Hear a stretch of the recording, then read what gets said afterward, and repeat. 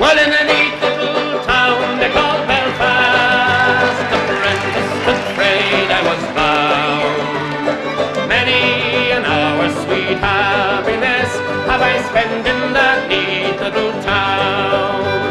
A sad misfortune came over me, which caused me to stray from the land, far away from my friends and relations, betrayed by the black velvet band. Let's have it now. Her eyes, they shone like diamonds. I thought her the queen of the land, and her hair it hung over her shoulder, tied up with a black velvet band. I took a stroll down Broadway, meaning not long for to stay, when who should I meet but this pretty fair maid come a-traipsing along the highway. She was both fair and handsome, her neck it was just like a swan's, and her hair it hung over her shoulder, tied up with a black velvet band. Everybody! Her eyes they shone like diamonds.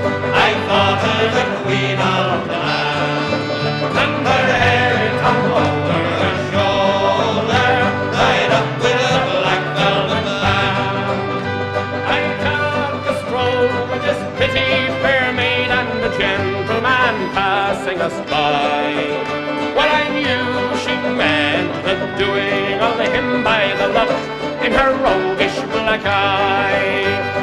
Oh, but she took from his pocket and placed it right into my hand.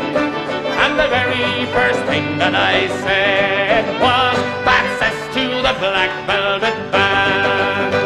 Her eyes they shone like diamonds. I thought her the queen of the land, and her hair hung over her shoulder, tied up with a black velvet band. Before the judge and the jury, next morning I had to appear.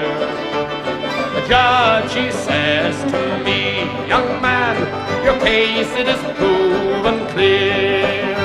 We'll give you 7 years penal servitude to be spent far away from the land, far away from your friends and companions, betrayed by the black velvet band." Everybody!